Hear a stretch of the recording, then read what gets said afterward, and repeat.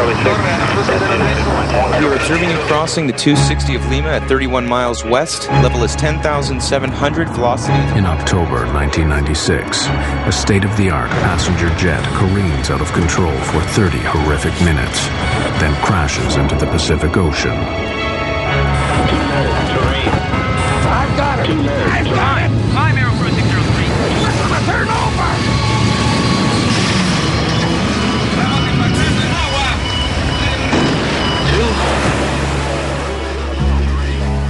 At the time, no one understands how this could happen.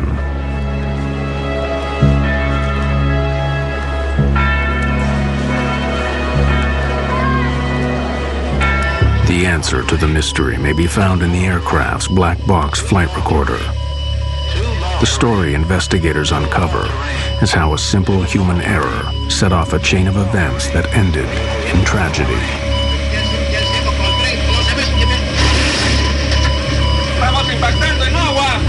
2 cents of American money brought down a $75 million aircraft and killed 70 people. This kind of a problem that they faced that night was probably one of 10 over the last 20 or 30 years. You never lose hope immediately. You know, it takes time for you to get to that point that you will accept the fact that there's no people that got out of their life. We're gonna turn over!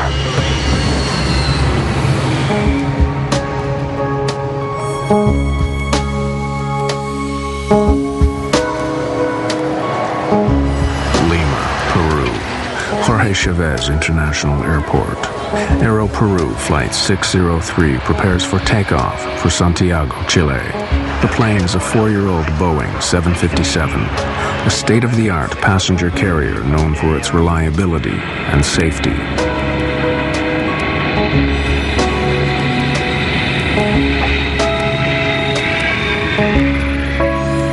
Aeroperú 603 is flown by 2 of the national airline's best pilots, Captain Eric Schreiber, 58, and First Officer David Fernandez, 42.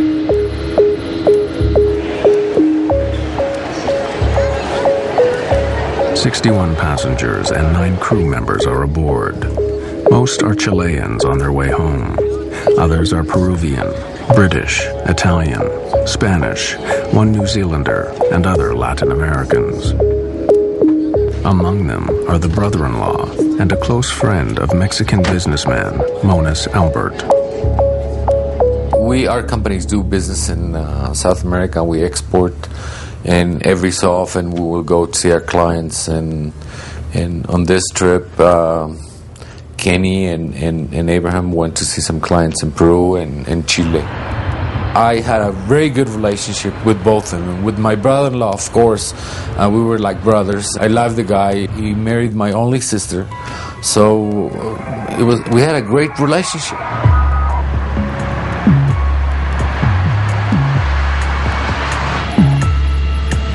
Checklists are complete. First Officer Fernandez hails the tower.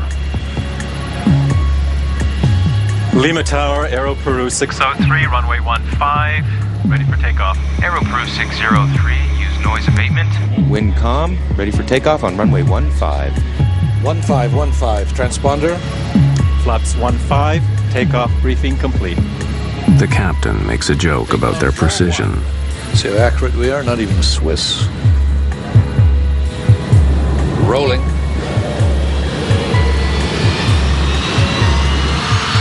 The Aeroperú 757 is among a new generation of computer-controlled aircraft in which pilots are trained to rely on a central data system designed to reduce errors, both mechanical and human. On takeoff, the 757 performs perfectly. 80 knots. Check. V1, rotate. V2.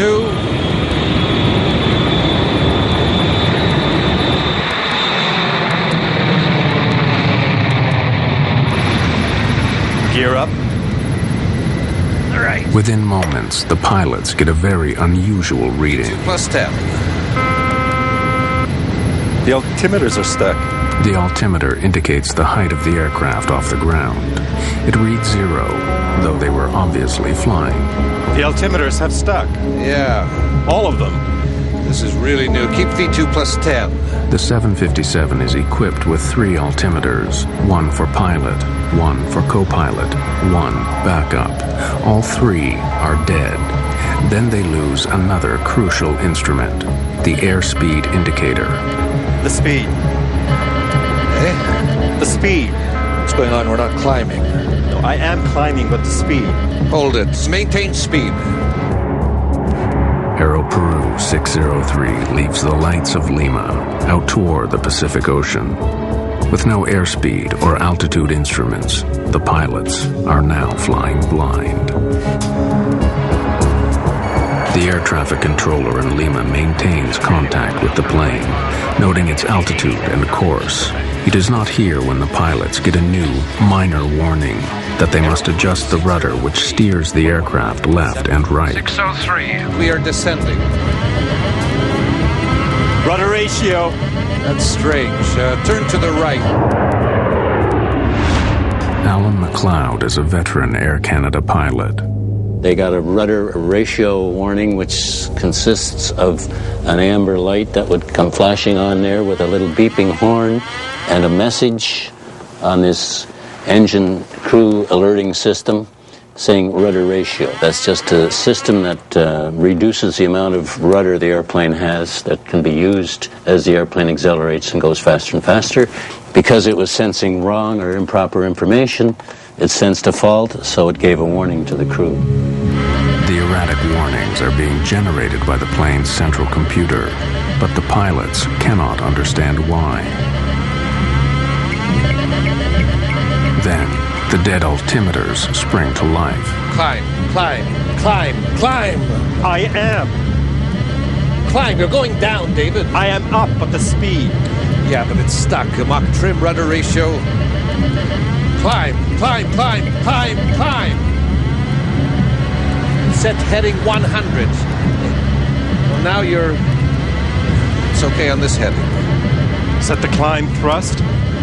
Center autopilot in command.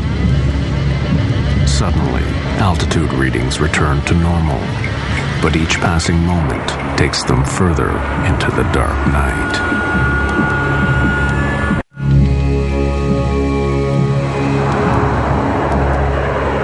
Captain Schreiber tries to engage the autopilot to give them time to think. There is no command. The autopilot requires identical data from 2 of the aircraft's 3 flight control computers. But Schreiber's instrument readings are so different from those of Fernandez, the autopilot disengages. Then another alert. Mach trim. Mach trim. Mach trim indicates that the plane is not flying in a level position, yet the 757 is flying normally. Let's go to basic instruments. Everything's going to hell. Mach speed trim is a system that trims the airplane. It changes the angle of the horizontal stabilizer in the back end of the airplane, and that has to be changed as the airplane accelerates to a higher speed. It was getting false indications, so they got a warning that they had an overspeed, which of course they didn't. That warning would consist of, again, the master caution and a master warning, which is a red light associated with an oral warning as well. Despite confusing warnings and no autopilot, the aircraft is controllable. If necessary, Schreiber could keep the plane aloft for hours, but he decides to land. He instructs his first officer to declare emergency. We are in an emergency. Aeroperú 603, Lima. We are declaring an emergency. We have no basic instruments, no altimeter, no airspeed indicator. Declaring emergency. Receive altitude. We don't have. We're up to 1,000 feet, approximately 1,700. 603. Confirm if possible if you can change your frequency to 119.7 to make sure you can receive radar instructions. Just 60 kilometers from Lima, the pilots of Aeroperú Flight 603 are flying without instruments, hoping the tower can help bring them down alive.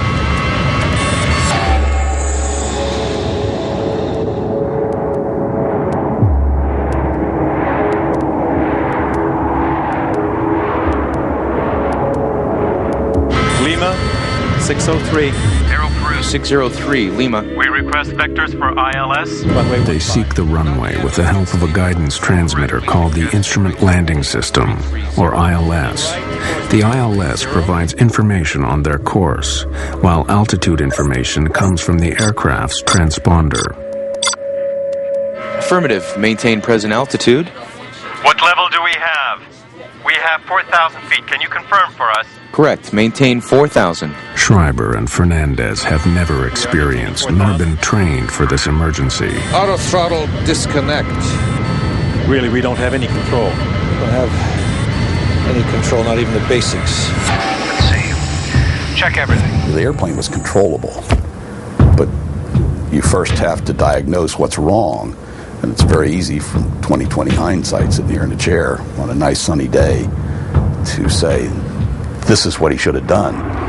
But in the cold, dark night with bells and whistles going off, it's very difficult to analyze conflicting information that you're getting.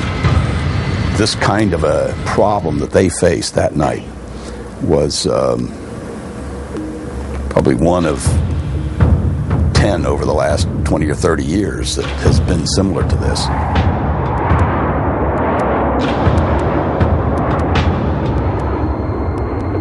Over the dark Pacific Ocean, the pilots cannot determine altitude nor speed by sight. They request that the tower help guide them in. Responding. Airspeed is 0. All speeds. Right. Can you give us the airspeed, please, if you have us on the radar? Yes, affirmative. As of 10 seconds. It seems that you're climbing at level 6,000 at 22 miles south on heading 195. The air traffic controller's computers calculate a correct airspeed by measuring the plane's movement over the ground. Okay, we have that. We are on heading 190, and we have 7,000 feet on the altimeter. Yes, correct. You're now reaching 7,000. But neither the pilots nor the air traffic controller know that the altitude indicated on the scope is incorrect. It is coming from the plane's erratic computer. The traffic controller would try to help the pilot, but he was receiving the wrong information on altitude. He was receiving a wrong indication from the captain's altimeter. The reason the air traffic control system was transmitting improper altitude readout information to the airplane was because the airplane's altimeter, through the air data computer, would send the indicated altitude that the airplane was experiencing down to the radar unit, and of course it was incorrect, and they would read it off their readout down in the air traffic control center and transmit it back to the pilots, and of course it was incorrect because they were getting incorrect information to begin with. Investigators would later discover that Aeroperú 603 was drifting downward, while the altimeters showed them at a near constant 10,000 feet. And the passengers are as yet unaware of the drama unfolding in the cockpit. Avoid large or abrupt radar inputs. If normal left hydraulic system pressure available... 5 minutes after takeoff, Captain Schreiber orders Fernandez to scan the flight manual for some explanation of the warnings. Available. Yes, crosswind. Do not attempt an auto land. In Lima, the air traffic controller continues to guide Aeroperú 603 back to the ground. Aeroperú 603, we are observing you now at level 9,200. What is your heading now? We're heading level 205. Affirmative. You are turning slowly to the right, correct? No, we are maintaining course to stay away from the coast. With incorrect altitude information being transmitted from the aircraft to the tower, they do not know that the plane is descending. Your distance is 30 miles. Do you want a heading to proceed to the localizer, correct? Correct. We're going to suggest course north 360. 360. We have problems here reading the instruments. You're going to have to help me with altitudes and airspeeds. If it is possible. Okay, received. Let's go. The approach is set. The 757's computers send critical warnings, information that the pilots are trained to obey, but cannot trust. Let's try to make a descent on this heading. It's climbing. The airspeed plummets to below stall speed and then races up again. Let's go down to 10,000 feet. Why does the speed go away so fast? Could it be the real speed? That's what worries me. No, I don't think so. Can you verify our speed, please? 320 is indicated. We have 350, but the engines are on idle, but we keep accelerating and accelerating. Okay, received. Nerves are now stretched tight. You can imagine the pilots, they're flying there. They don't have a true indication of the speed. They're obviously trying to fly the airplane and changing the attitude up and down. That in itself will change an indication of airspeed, although it was incorrect. Both pilots were really confused. They didn't know what to do. They didn't know how to act. And they did unhuman efforts to save the aircraft. But, I mean, they were really tired and of all the work and all the confusion and all the alarms. Fernandez suggests that they try the speed brakes used to rapidly slow the aircraft. Extend the speed brakes. For a moment, it appears to be working. Then, another warning. All three indicators are fine on speed. Fine on overspeed. Overspeed means the plane is flying too fast. The pilots cannot believe it, but the warning adds to their confusion. They are forced to choose, speed up or slow down. The lives of 70 people are in their hands.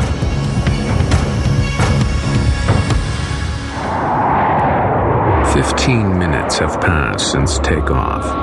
Then the computerized brain of Aeroperú Flight 603 sends another burst of contradictory warnings. Rudder ratio. Can't be. Nothing's disconnecting. All engine instruments are okay. What can our real speed be? The speed indications are okay. Lima Tower provides their only chance of survival. We are observing you crossing the 260 of Lima at 31 miles west. Level is 10,700. Velocity is approximately 280 over the ground. Perfect. The controller's altitude reading is incorrect. Junk information being generated by the 757's computers and radioed to the tower. Overspeed. The brakes are on, but now another overspeed warning. Then the stall warning sounds.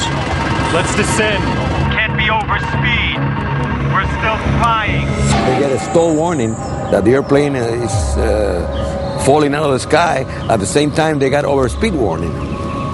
Impossible to have two contradictory alarms. Either you're stalling or either you're having an overspeed. So that created more confusion. Really, this problem has never happened before. It was a new emergency. In aviation, you always figure, what's going to kill me? What is the critical thing? Let's take care of that first, and then we'll take care of the other lesser issues later on. When you get stall warning or when you get an overspeed indication, you need to pay attention to those immediately. In this case, they were getting both a stall warning and an overspeed. Well, which is right?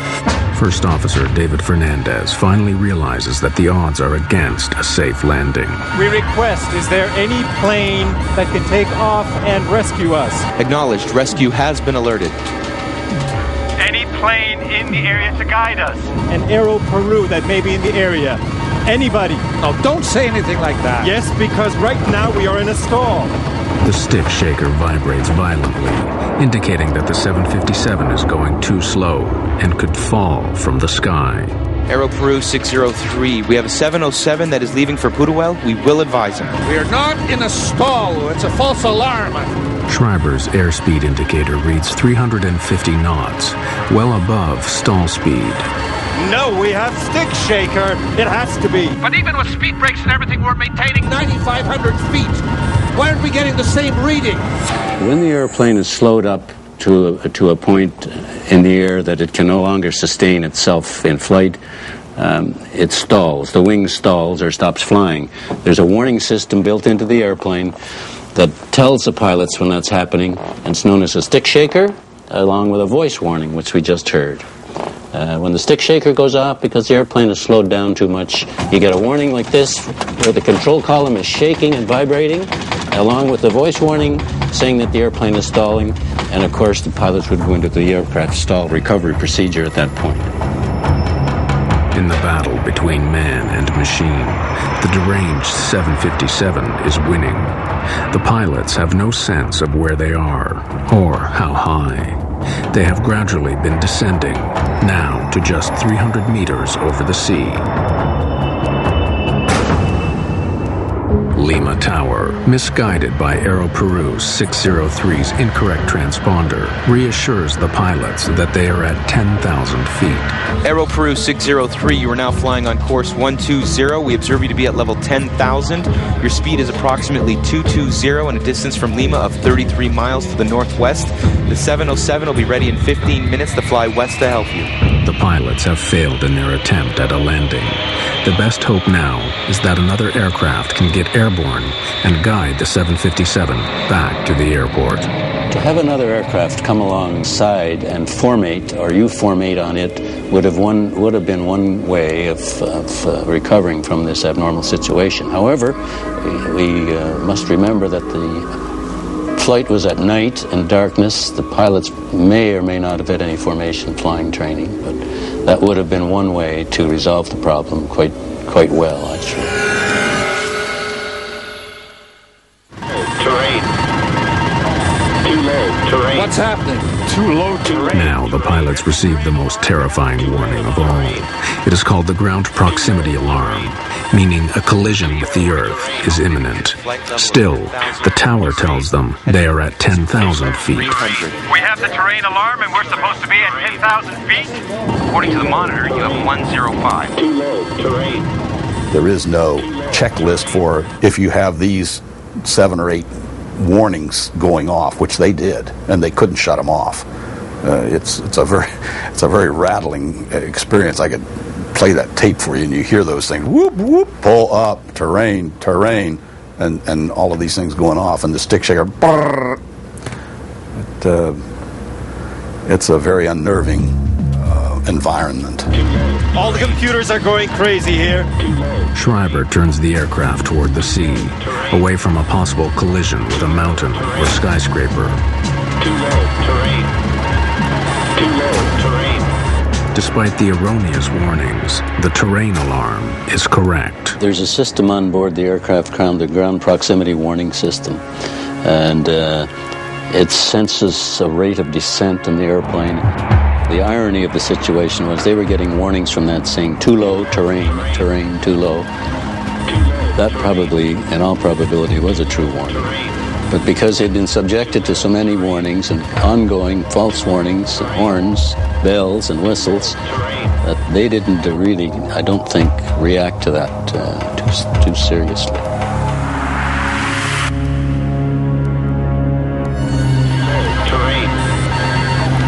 Are we going down now? We have 370 knots. Are we descending now? We are showing the same speed. You have 200 knots speed approximately. Too low. Speed 200 knots. 220 ground speed, reducing speed slightly. The pilots are stunned. 200 knots is precariously close to a stall speed. Damn, we're gonna stall right now. Too low. Terrain. Let's go up. Let's see. Let's go up here. 2 Peruvian men grapple with a deadly situation. A computer that warns them of flying too fast, too slow, and too low all at once. Terrain.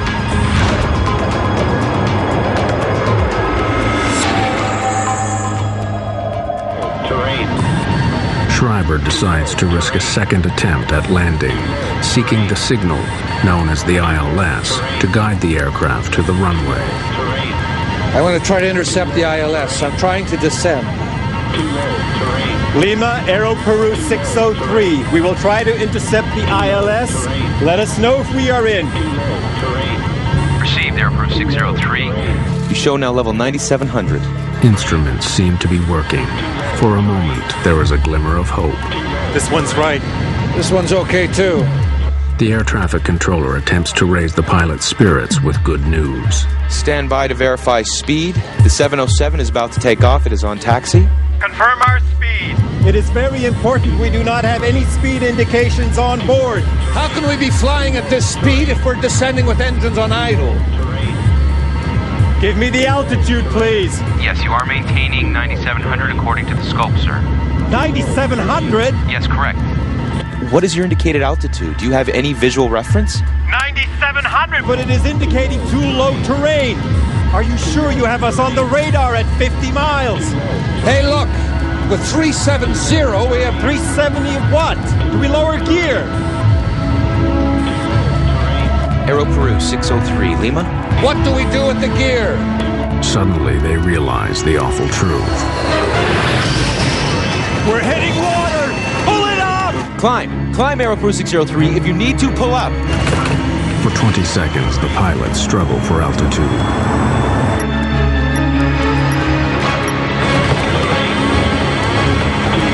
I've got it! I've got it! We're gonna turn over!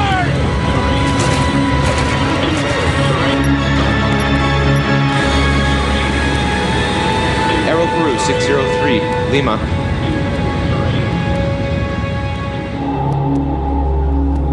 Aeroperú 603, Lima.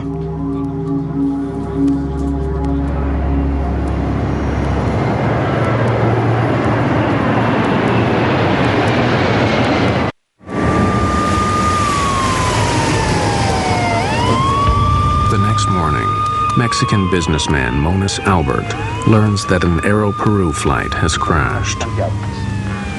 5 minutes after takeoff, the crew informed the tower that they were having an emergency and they requested clearance to return to Lima.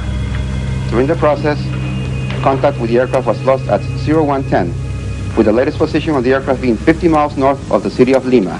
About 6 o'clock in the morning, I got up and turned on the news channel, and I heard there was a crash, an airplane crash of Aeroperú, but the news mentioned New York to Lima. Rescue operations are underway by authorities. The aircraft was carrying 61 passengers and 9 crew members. His brother-in-law and his business partner were on Aeroperú 603. So I went to the shower and didn't pay a lot of attention. But when I came out, they corrected the news and they said from Lima to Santiago. And I knew in that plane Kenny and Abraham were flying. The news was very vague, so they mentioned there might be some survivors, and they mentioned that the plane crashed on Pacific Ocean, and they didn't have a lot of news, and the crash was at night. So in my mind, I thought that the plane sort of landed on water, and most people got out. Guido Fernandez has just been appointed Peru's accident investigator. Aeroperú is his first case. The co-pilot, David Fernandez, is his nephew. I was in bed. It was about 4:30 in the morning, and they called me. Your nephew is lost in an airplane. They asked me, how do you feel that your nephew was a co-pilot? My gosh, I feel very bad. But I'm a professional. I have to do a job. I have to comply and complete my duty. So that's what I did. Fernandez rushes to the crash site in a Navy helicopter. It is clear there are no survivors. 9 bodies are floating in the debris. The rest sank with the 757.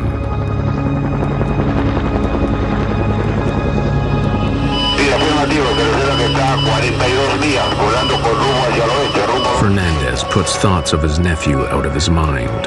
His job is to retrieve the aircraft's flight data and voice recorders to determine what happened. He needs help.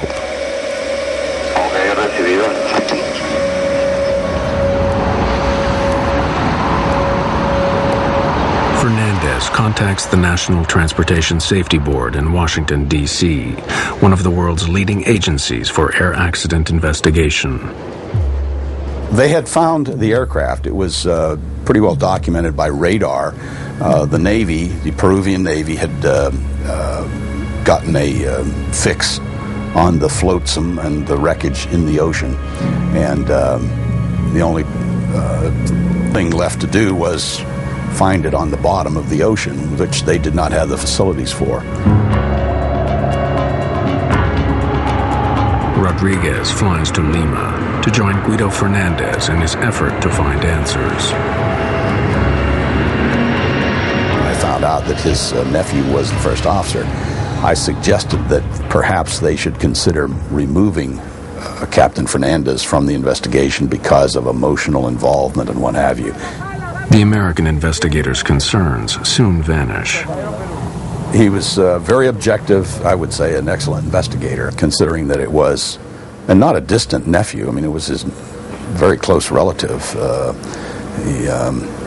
He did an outstanding job. The black box in the Boeing 757 can emit a locator beacon for 30 days.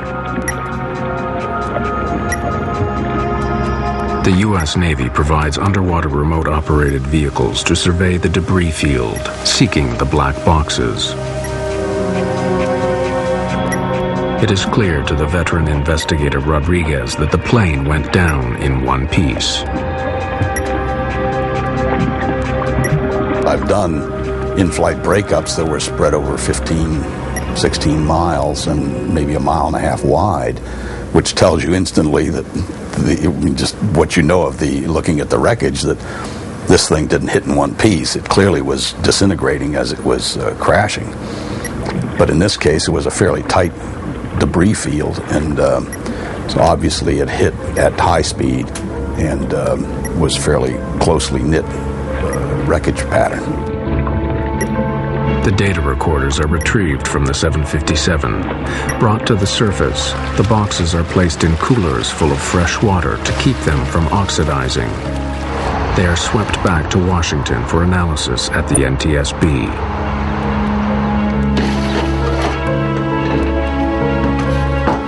The cockpit voice recorder might offer the evidence investigators seek.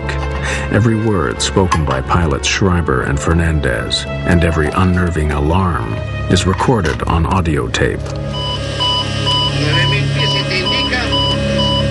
The recorded voices are faint, sometimes hard to make out, but the chaos in the cockpit rings through with chilling clarity. Too low terrain. Too low terrain. Too low terrain. ¿Qué hacemos con el tren? No sabes qué ver. Estamos impactando en agua. Dale, Merida. The tape is digitized into a computer, filtered and enhanced. ¿Cómo puede estar volando con esta velocidad si estamos bajando con todo el poder cortado? Se forma a altura, por favor. Too low terrain. Too low terrain. ¿Cuál es la altura que indica el avión tiene una terrain? Too low terrain. Too low terrain. Too low terrain. Too low terrain. It was clear to us that they were really experiencing a problem with airspeed and altitude, and the airspeed and altitude indications in the aircraft are strictly a function of what we call the pitot-static system. The pitot-static system is found on all aircraft, large or small. External ports measure outside air pressure to provide data on altitude and speed. If these ports are obstructed, the plane's computers generate false warnings. But why these ports would be blocked is a mystery. Robotic vehicles are deployed to find the missing piece of the puzzle. Investigators are stunned to discover that Captain Schreiber's static port is completely blocked with tape.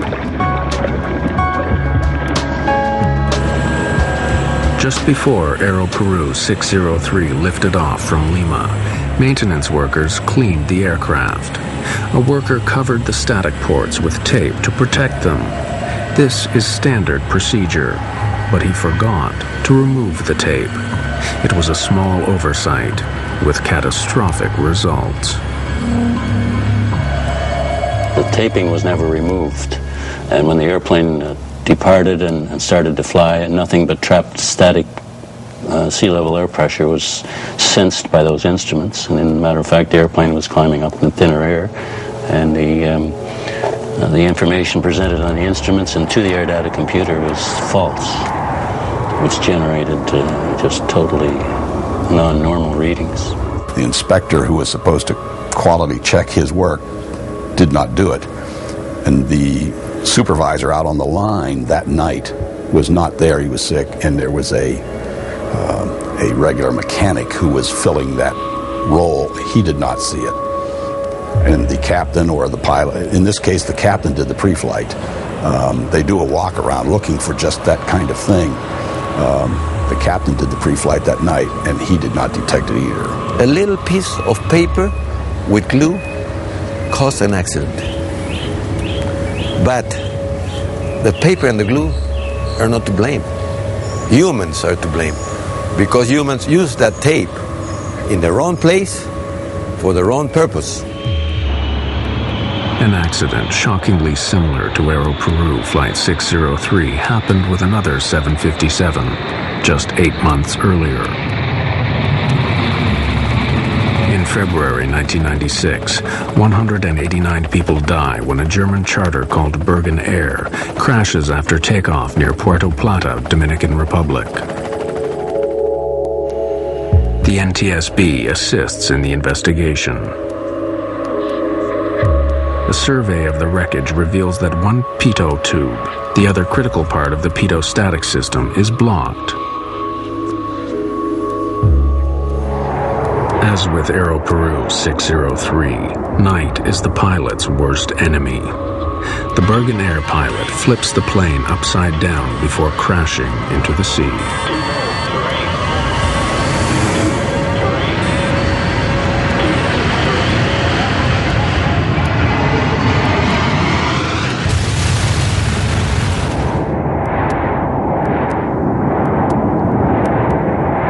Bulletins are immediately issued to all airline carriers about pitot-static problems. But Aeroperú had not yet implemented the changes.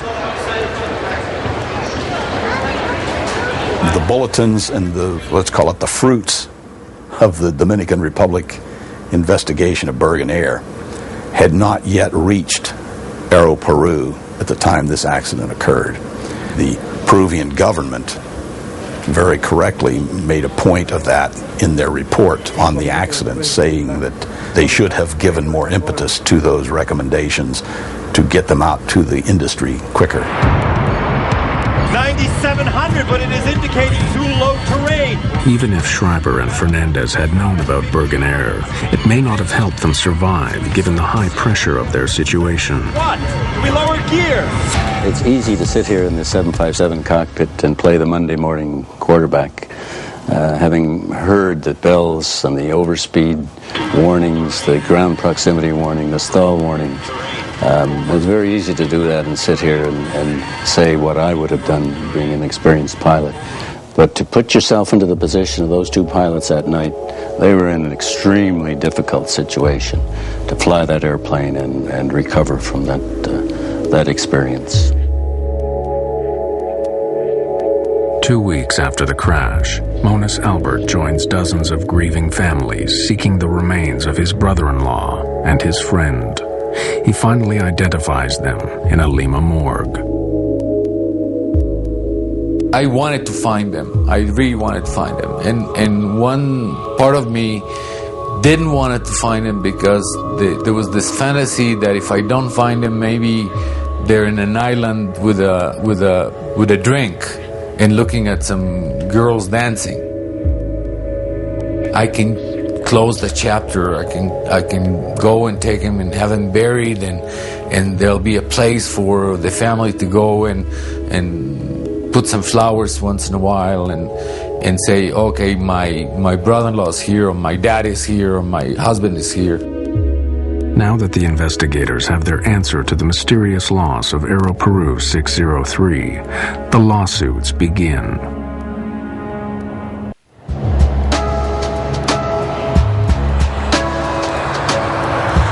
In November 1996, a Miami lawyer takes the case on behalf of 41 passengers and crew, arguing that Boeing is liable for the accident.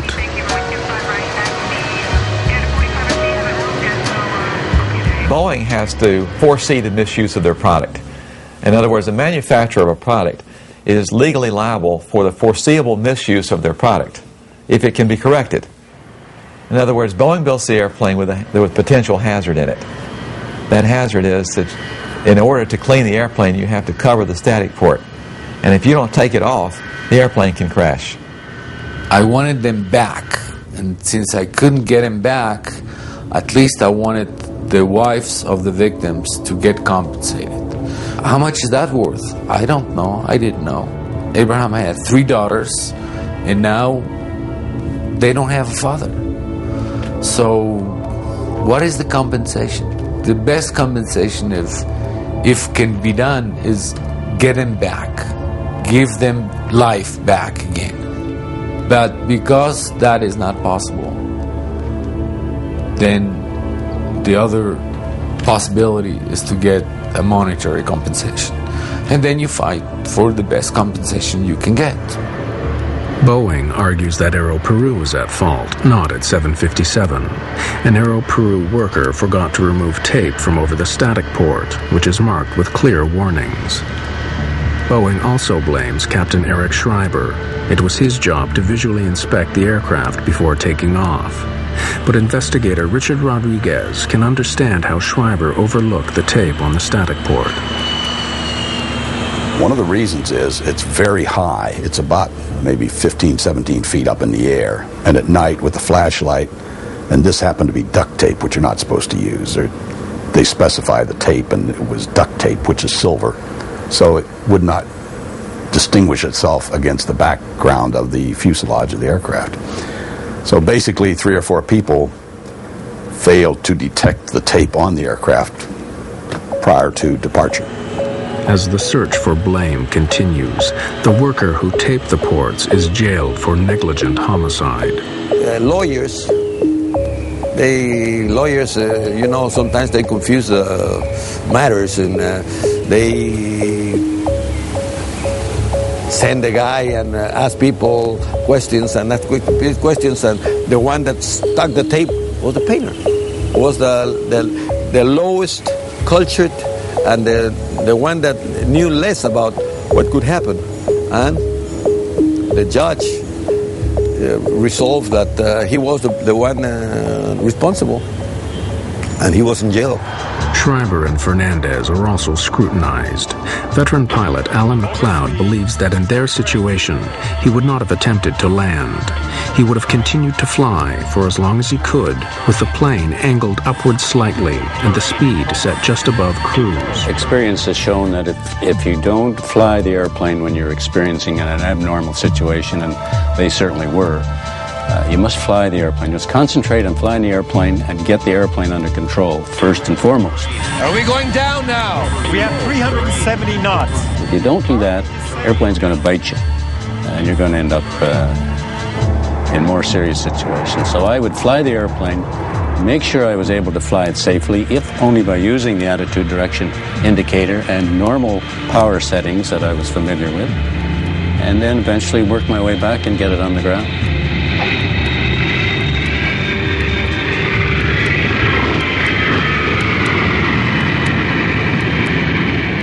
In 1999, Boeing and Aeroperú decide to settle the lawsuits out of court. Families and loved ones receive an exceptional settlement, averaging $1 million US per victim.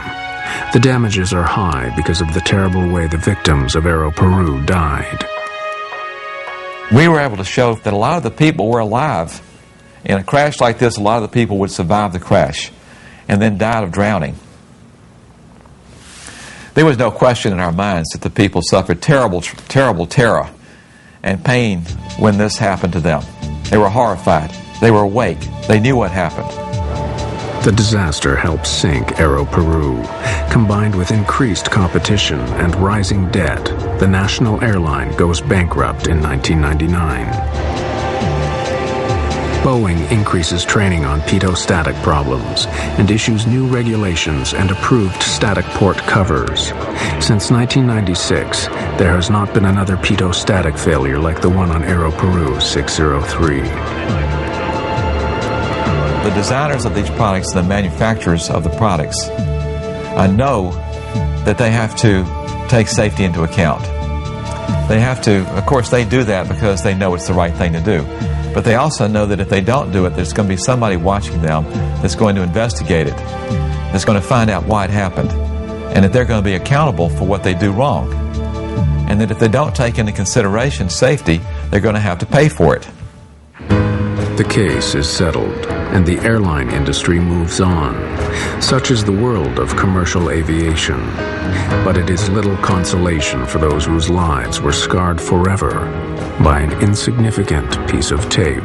They suddenly say that guy doesn't exist anymore.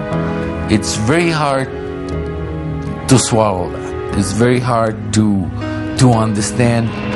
And it took me a long time to accept it. So the memory is still there, and it will be there for a long time. I'm not going to let go. I don't want to let go.